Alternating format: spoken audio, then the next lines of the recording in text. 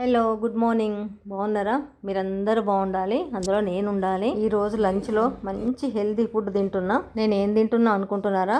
ఎంతో టేస్టీగా ఉండే పాలకూర ఉల్లికారం విత్ ఎగ్. అసలు ఎంత బాగుందంటే పదండి చేసుకుందాము.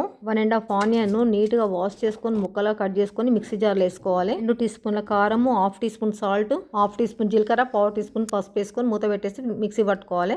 మిక్సీ పట్టుకొచ్చిన బ్యాటర్లో 1 టీ స్పూన్ అల్లం వెల్లిగడ్డ పేస్ట్, 1/2 టీ స్పూన్ ధనియాల పొడి వేసుకోవాలి. స్టవ్ వెలిగించుకొని ఒక కడాయి పెట్టుకొని చూపించే స్పూన్తో 2 స్పూన్ల పల్లి నూనె పోసుకొని బాయిల్ చేసిన 2 గుడ్లను తీసుకొని వాటికి ఘాట్లు పెట్టుకొని నూనెలో వేసుకోవాలి. వేగుతున్న ఎగ్స్ మీద చిటికెడు పసుపు, చిటికెడు కారం వేసుకొని పసుపు కారం ఎగ్స్ పట్టేట్టు వేయించుకోవాలి. ఎగ్స్ వేగిన తర్వాత ఒక గిన్నెలోకి తీసుకొని అదే నూనెలో మనం మిక్సీ పట్టి పెట్టుకున్న బ్యాటర్ను నూనెలో వేసుకొని దోరగా నూనె పైకి తేలేంత వరకు వేయించుకోవాలి. చూడండి, ఉల్లికారం అంతా ఇట్లా వేగిపోయి దగ్గరకు వచ్చి చుట్టూ నూనె వదులుతుంది కదా, అప్పుడు నీట్గా 3 సార్లు నీళ్ళతో వాష్ చేసుకొని చిన్న ముక్కలుగా కట్ చేసి పెట్టుకున్న 2 కట్టల పెద్ద కట్టల పాలకూరను కడాయిలో వేసి ఉల్లికారంతో పాలకూర మంచి కలిసేట్టుగా కలుపుకొని మూత పెట్టి 2 నిమిషాలు మగ్గనివ్వాలి. మూత తీసి ఒక పావు గ్లాస్ నీళ్లను మిక్సీ జార్లో పోసి ఆ నీళ్లను కూరలో పోసి ఒకసారి కలిపేసుకోవాలి. ఉడకబెట్టిన ఎగ్స్ కూడా కూరలో వేసి కలిపేసుకొని మళ్ళీ మూత పెట్టుకొని మళ్ళీ ఒక 2 నిమిషాలు అంతే. చూడండి, మూత తీసే వరకు మొత్తం ఆయిల్ అంతా పైకి వచ్చింది. ఇట్లా ఆయిల్ పైకి వస్తే కూర అయిపోయినట్టే. 5 నిమిషాల్లో అయిపోతుంది. అయిపోయినట్టే.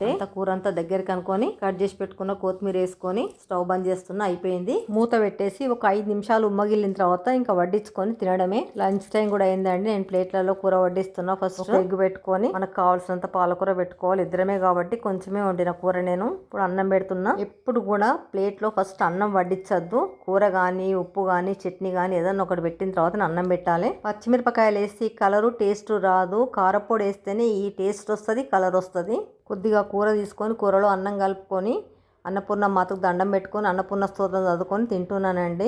పాలకూరలో ఏ విటమిన్ అధికంగా ఉండి కంటి సమస్యలు ఏమన్నా ఉన్నా కూడా తగ్గిస్తుంది. హెయిర్ ఫాలింగ్ తగ్గుతుంది. చర్మ వ్యాధులు ఏమన్నా ఉంటే కూడా తగ్గిపోయి స్కిన్ గ్లో అవుతుంది. కూర అయితే చాలా టేస్ట్గా ఉందండి. ఉల్లికారంతో ఏ కూర చేసినా కూడా చాలా బాగుంటుంది. కానీ కాంబినేషన్ పాలకూర ఉల్లికారం కాంబినేషన్ అయితే ఇంకా బాగుంది.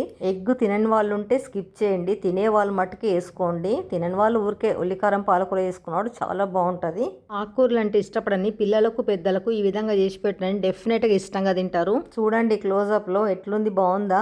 వీడియో నచ్చితే లైక్ చేసి సబ్స్క్రైబ్ చేసి బెల్ కొట్టి ఆల్ ఆప్షన్ పైన క్లిక్ చేయండి. వీడియో మొత్తం చూసినందుకు థ్యాంక్ యూ వెరీ మచ్.